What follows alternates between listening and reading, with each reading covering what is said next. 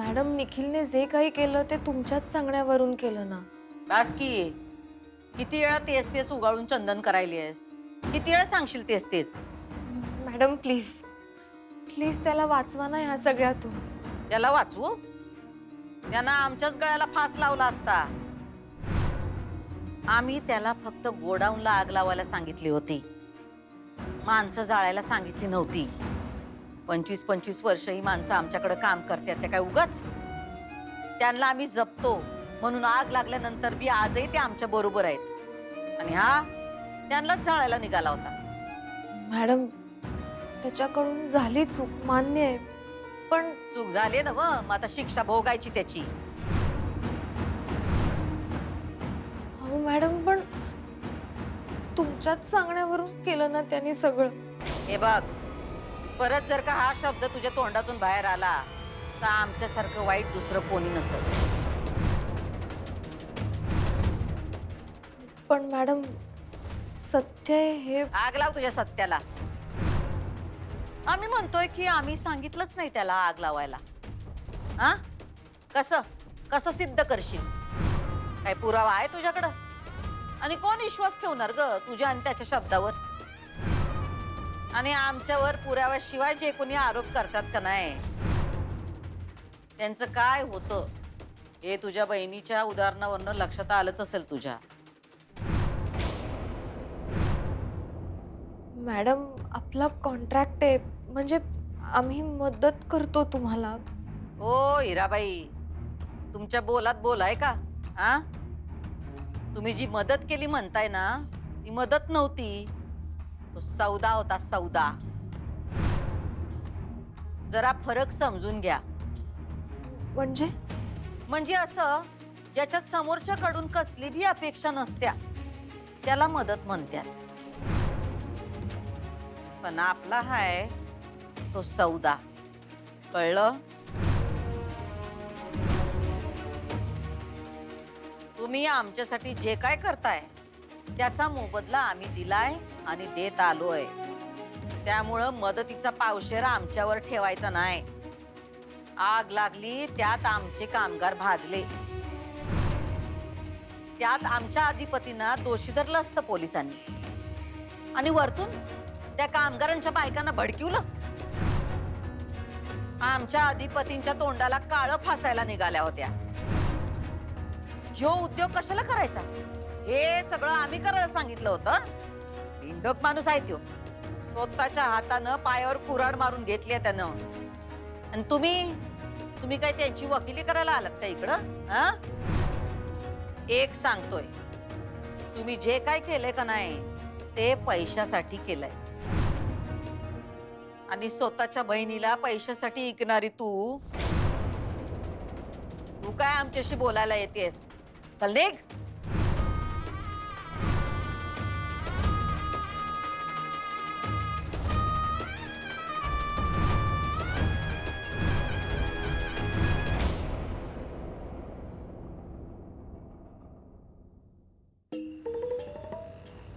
अधिपती, मला तुम्हाला एक गोष्ट सांगायची आहे.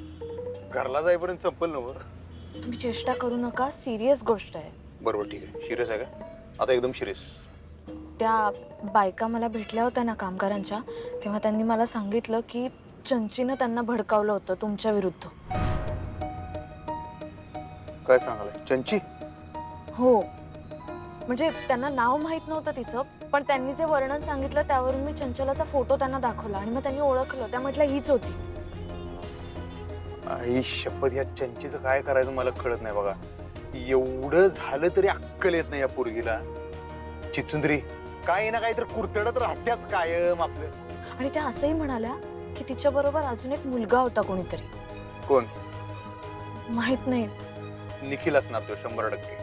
निखिल? कारण आग लावणार बी तोच होता. म्हणजे ते गोडाऊनचं वायरिंग जे काय ढिलं गेलं होतं ते त्यानंच केलं होतं. काय सांगताय तुम्ही? निखिलनं वायरिंग लूज केलं? हो, मी तुम्हाला सांगायचं राहिलं, त्याला हाकलून लावलाय मी कारखान्यात. अरे बापरे, पण असं का केलं त्यांनी? का केलं, कशासाठी केलं काय माहिती. आता त्यासाठी असणार हो, तो राग काढत असणार. मागे त्याला नाही का मी कामावरून काढून टाकलं होतं, त्याचा राग असणार त्याच्या मनात. तुम्ही हे सगळं मॅडमना सांगितलं? त्यांना सुद्धा या गोष्टी कळायला पाहिजे. आई साहेबांनी कळायचं राहते वे. असल्या सगळ्या गोष्टी त्यांना कवाच्या काय कळलेल्या असतील.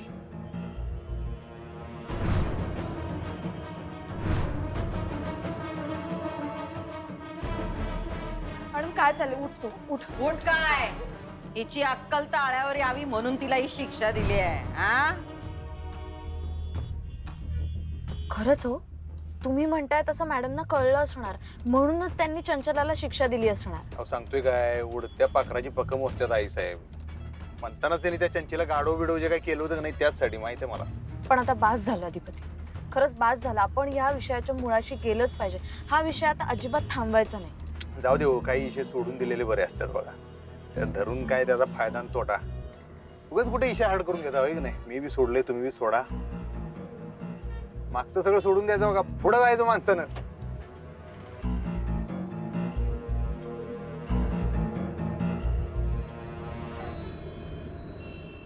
काय केलंस? हा सांग ना. त्या दिवशी एवढं तावातावात बोलत होतीस मला की मी बघते सगळं, तू नेहमीप्रमाणे कामावर जा. काय झालं? आलं ना सगळं अंगाशी आलं ना माझ्या. हिरा तू काही केलेलं नाहीयेस. हा निखिल, अरे मी प्रयत्न केले. तू चूकच एवढी मोठी केली आहेस की हिरा, नोकरी गेली माझी इथे. माझ्या चुका काय काढतेस तू? त्या फालतू कामगारांसमोर तुझा तो सो कॉल्ड जेजू अधिपती जो त्यांच्या एवढा शिकला आहे, तो नको नको ते बोलला मला. मी इंजिनियर आहे, लायकी आहे त्याची मला बोलायची आहे. राजीनामा लिहून मागितला माझ्याकडून, आणि तू काय केलंस? काही नाही केलं. इनफॅक्ट तू काहीच करू शकत नाही. तू फक्त मला अक्कल शिकवू शकतेस. हिरा, तू माझी नोकरी नाही वाचवू शकलीस.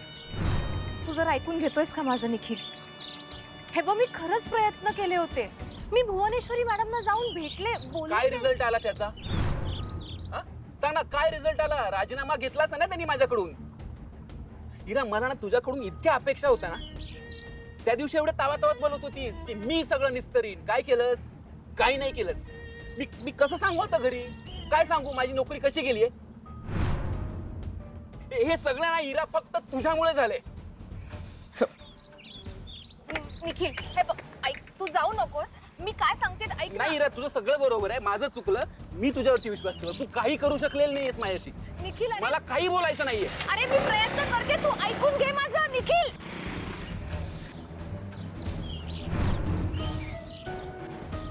हे सगळं नक्की ताईनेच घडवून आणलं असणार आहे.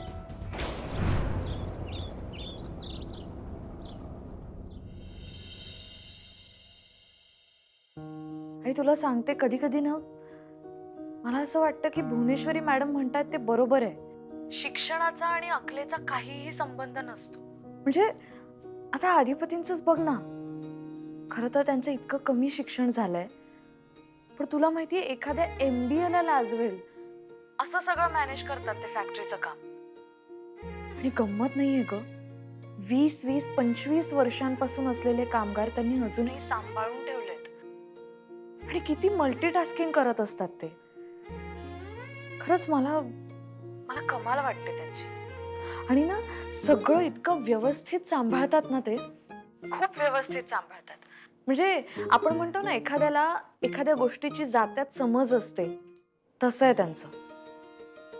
कधी कठोर व्हायचं, कधी मवाळपणा दाखवायचा, कुठे नमतं घ्यायचं, कसं लोकांना समजून घ्यायचं, हे बरोबर कळतं त्यांना.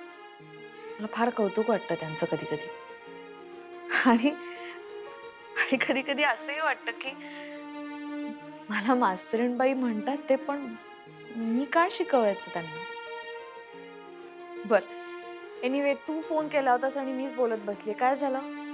नाही अगं, मी ते तुला हे सांगणार होते की माझ्याच मागे लागली ही नुसती. चूक नसताना मला भोगावं लागते सगळं. हो, एक अक्षरा, एक 2 मिनिटात मी तुला फोन लावू का बाळा? हा, मी लावते. हा, मी करते, 2 मिनिटात करते.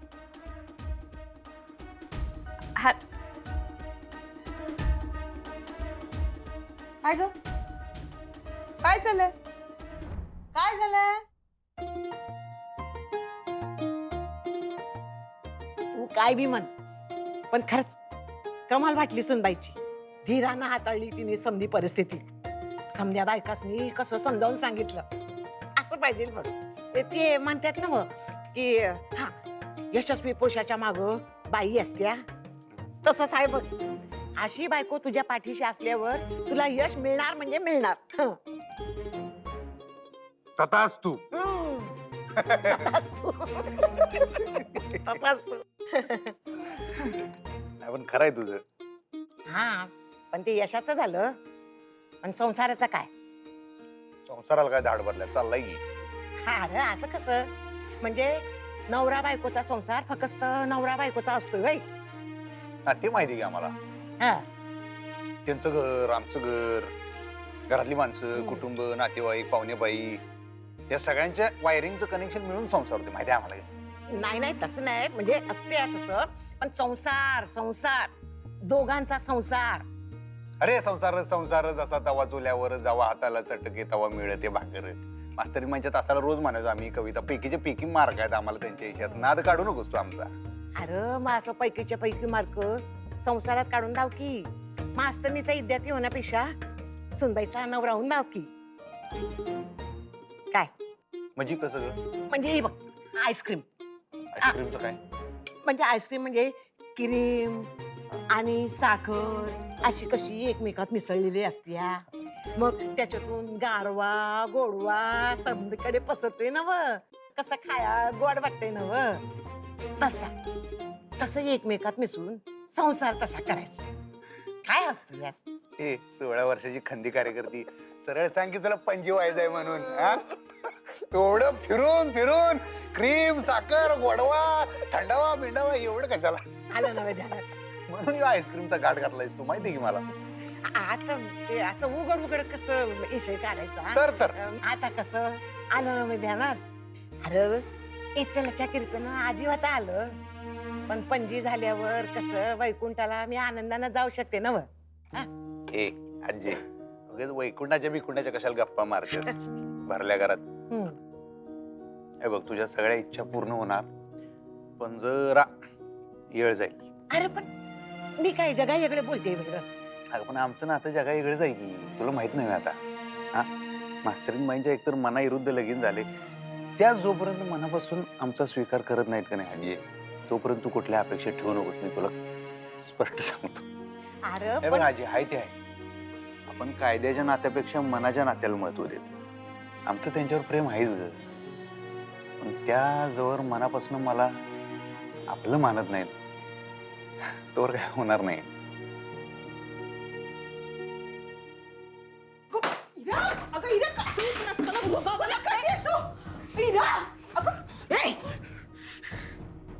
का दळपट करतेस घरात? मुद्दाम मुद्दाम केलंय सगळं तिने. मागचा वचपा काढलाय. कुणी वचपा काढलाय? कोणी मुद्दाम केलं? काय बडबड करतेस हिरा? ताईने वचपा काढलाय सगळा. गोडाऊनला आग लागली, तिला अडकवायची संधीच मिळाली निखिलला. जिजूंचे कान भरले आणि निखिलला नोकरीवरून काढून टाकायला सांगितलंय. म्हणजे काय झालं आता? काय केलं निखिलने? अगं, निखिल काही का करेल आई? मुद्दामून केलंय सगळं ताईने. वचपा काढलाय तिने. निखिलने तिला या घरात राहू दिलं नाही ना, म्हणून बदला घेतेय ती. तुम्हाला माहित नाही निखिल किती चिडला माझ्यावर त्याची नोकरी गेल्यावर.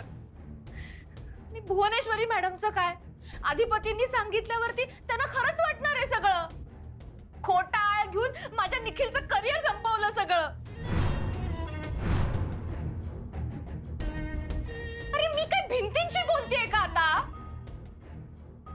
एक नोकरीच गेलीये ना, करिअर संपलं काय म्हणतेस? हे बघ, एक नोकरी गेली तर दुसरी मिळेल ना. त्यात एवढं चिडण्यासारखं काय आहे रू? काही अर्थच नाही तुम्हाला सांगण्यात. सतत ताईची बाजू घेता.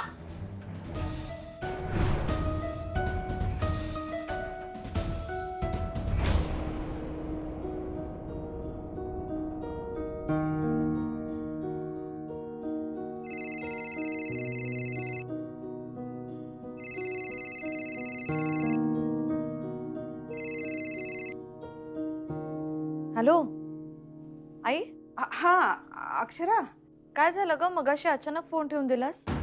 अगं नाही, ती इरा आली होती ग आणि पुन्हा आदळापट करत होती नुसती. का? आता काय झालं? तेच, अगं निखिलला नोकरीवरनं काढून टाकलं ना, म्हणून वैतागली होती. अगं पण तिला माहितीये ना, चूक त्याचीच होती. जीव गेला असता बिचाऱ्या कामगारांचा. आणि तिला म्हणून नशीब समज आत्ता फक्त नोकरीवरून काढून टाकले त्याला. खरं तर पोलिसात द्यायला हवं होतं. अगं पण तिला ती चांगली बाजू कुठे कळणार आहे अक्षरा. जाऊ दे. नाही पण बरं झालं तुम्ही त्याला नोकरीवरनं काढून टाकलं ते. अगं आता निदान प्रयत्न करून स्वतःहून तरी नोकरी मिळवेल ना. काय ना, लोकांना आयतं मिळालं की त्याची किंमत नसते अगं. खरंय तुझं. आणि असं का केलं त्यांनी, कशासाठी केलं कोणाच ठाऊक. पण खरंच फारच मूर्खपणा केला त्यांनी. बरं जाऊ दे अक्षरा, तू नको टेन्शन घेऊस हा ह्या सगळ्याचं. नाही नाही, चल मी नंतर करते तुला फोन. हां, गुड नाईट. गुड नाईट बेटा.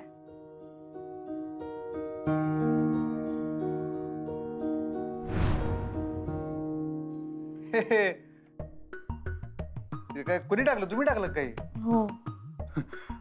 मंडळावर आहे. Thank you thank you. काय झालं हो? असं का बघायला, आमचं का चुकलं काय? हां, नाही म्हणजे नाही असं एकदम बघितलं तुम्ही, मला काय कळलं. नाही, काही नाही, काही नाही. ठीक आहे ठीक आहे, चला झोपा आता तुम्ही, मी झोपतो. एवढं दमलोय की नाही दिवसभर. पडल्या पडल्या घापतीशी मेल्यासारखं डोळे मिटणार आहेत माझे. अधिपती, अहो असं काय बोलताय? असं नाही, मी लई दमलोय हो खरंच की. ठीक आहे ना हो सगळं.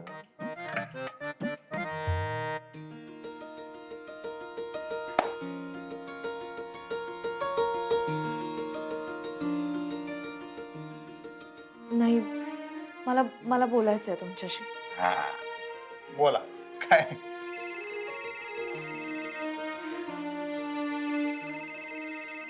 आईचा फोन आहे.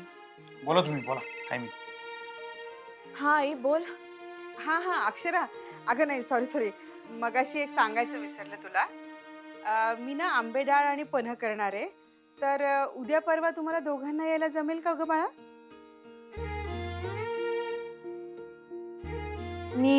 मी विचारते अधिपती. विचारते काय, सांग त्यांना आग्रहाचं आमंत्रण आहे म्हणावं, यावंच लागणार आहे. ठीक आहे, ओके. बरं ऐक ना अक्षरा, आता खरंच good night. Good night. Okay okay, bye बेटा. हा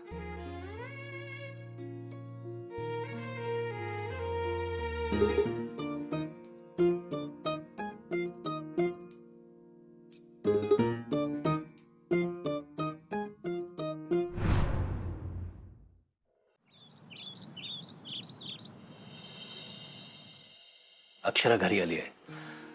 अधिपतीचा संसार पुन्हा सुरू झालाय. या 2 गोष्टी तरी बऱ्या घडल्यात. तुझा आशीर्वाद राहू दे. बघत राहा सगळं, आणि सगळं नीट होऊ दे आता. बाबा काय करताय? काही नाही ग, नेहमीचा संवाद.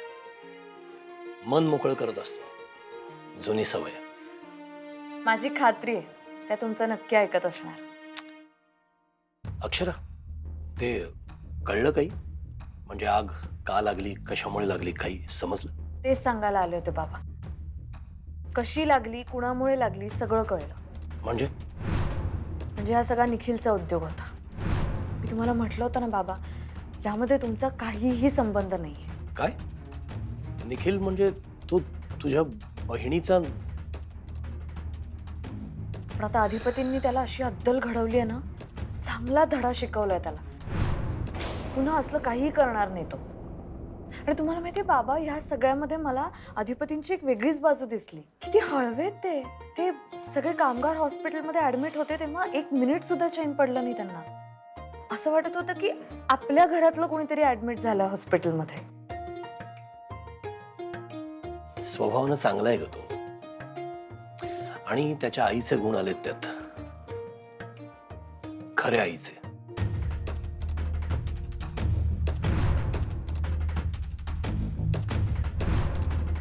हा हा, वय वय. अहो येऊ की बारशाला. हा बरं बरं, ठेव. भुवे, अगं जेडी पाटलांचा फोन आता. बारशाला बोलवलंय. मग जा की. अगं जावं ते लागणारच आहे. पण मी काय म्हणते, भुवे आपल्याकडे कधी होणार आहे असं बारसं बिरसं? आई, आपल्याकडे बारस 5वी असलं काय बी होणार नाही. अगं असं नका बोलूस. अधिपतीशी बोलून बघ की. आम्ही अधिपतींशी बोलणार नाही, कारण सुनबाई त्यांच्या पात्रतेच्याच नाहीत. सुनबाई चांगली पोरगी आहे, अधिपतीला समजून घेऊन संसार करते या. मी काय म्हणते, आपण त्या दोघांना बाहेर फिरायला पाठवूया की. बाहेर पाठवायचंच आहे, पण सुनबाईंना कायमच. अगं असं का बोलतीयस? घरची लक्ष्मी आहे ती. घरची लक्ष्मी आणि घरचे मालक दोघही आमच्या डोळ्यात सलतायत. त्यांना नमवल्या बिगर आणि यांना घराबाहेर काढल्या बिगर आम्ही काही शांत बसणार नाही. आणि आई, हे तुला पहिल्यांदा आणि शेवटचं सांगतोय आम्ही, परत हा विषय या घरात काढायचा नाही. होय. आणि एक, जेरी पाटलांकडे जाताना सोन्याची वाळी घेऊन जा. होय.